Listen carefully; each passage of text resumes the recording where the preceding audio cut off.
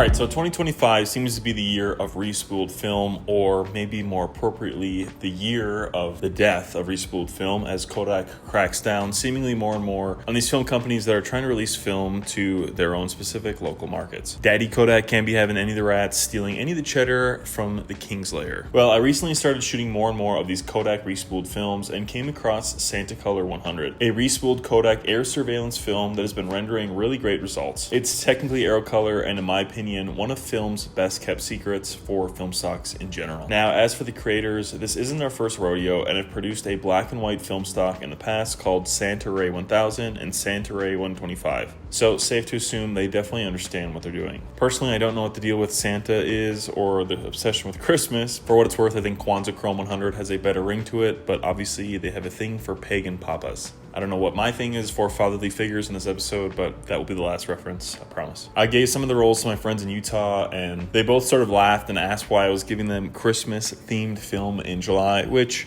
in hindsight, makes sense looking at the film canister, but yeah, it's not Christmas-themed. One of my friends, after I gave him the film, called me his film father, so I thought, fuck. It's 100 ISO, but it can be pushed up to 800, and it's good to develop in C41 chemicals. Because it's not technically a cinema film, it doesn't have any remjet backing, which normally makes development much more difficult, so that's a huge plus. Okay, enough yapping, we can cover more of the details once I get back. I'm sure you guys just want to see how it looks and works in real time. I head up to Salt Lake City from Fort Collins, which is like 6 hours. Not too bad, to visit some friends and do some hiking. So the first clips you'll see are from Lake Mary in Brighton, which is honestly such a beautiful hike. Honestly, I was shocked, which you'll see here in a moment. There was like nobody up here, which granted it was a Friday, but only being 40 minutes from Salt Lake, and for how beautiful it was, I was amazed. If it was this close to Denver, it would be trashed and there would be hella tourists crowding such an otherwise quiet landscape.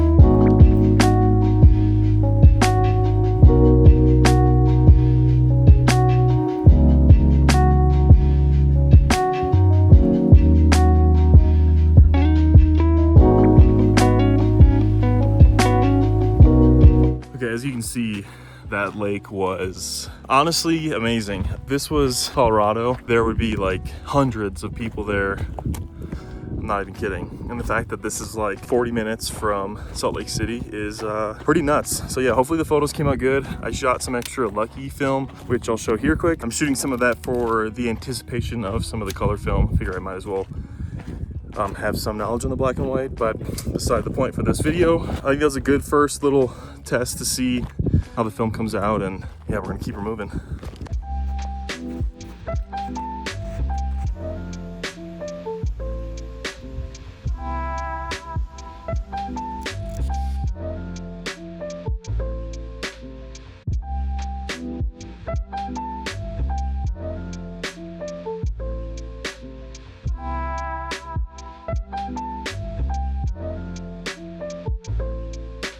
From here, I met up with some of my buddies from my hometown who just recently moved out to Salt Lake for a quick hike before I headed back to Colorado.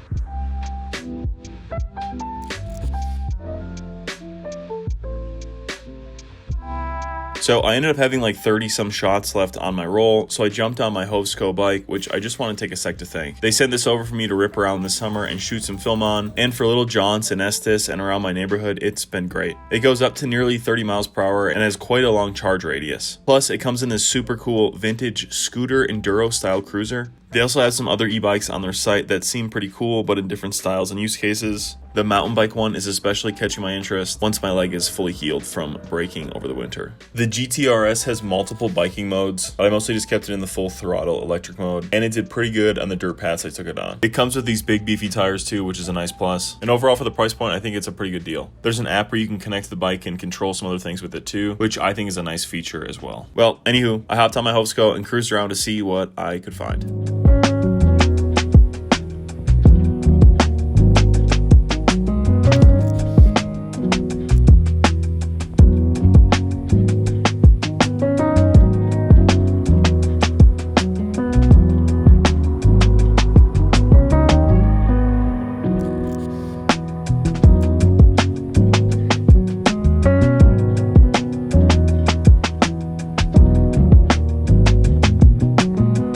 From here, I finished up the roll while hiking with a friend, shooting for the recent Phoenix 2 release.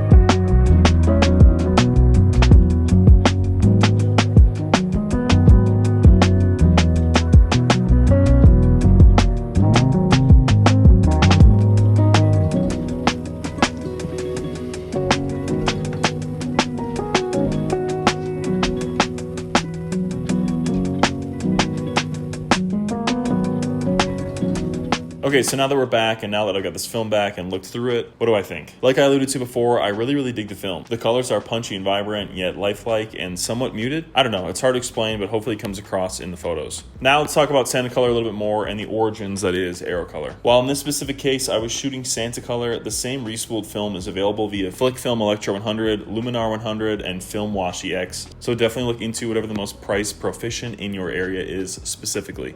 So, like I said before, Aerocolor is a color negative film that was made for aerial surveillance photography. This would have been used to record or take photos from the sky down onto Earth to get mapping for geological reasons, archaeological, crop or forestry studies, traffic control, city planning, railways and highway designs, oceanography, and much more. Now, this isn't to be confused with Aerochrome, which is a military film, which again was used for surveillance, but for a bit more devious means. Aerochrome famously changes greens to reds and pinks as to reveal enemy bases and infrastructure in deep jungled areas. I've done a video about a similar film to this in the past if that interests you. However, Aerocolor thankfully is not nearly as expensive as Aerochrome, and as you've seen, obviously doesn't have any crazy color altering properties. Also, interestingly enough, this film is super popular in Russia. Before you could get it through Santacolor or these other means, Russia was like the only way to get it on 35mm canisters, which I'm assuming importing individual rolls of Kodak versus buying bulk rolls of Aerocolor was more expensive, but I thought that was pretty interesting. One thing I want to say is that the team at Santacolor is super transparent on what this film stock is,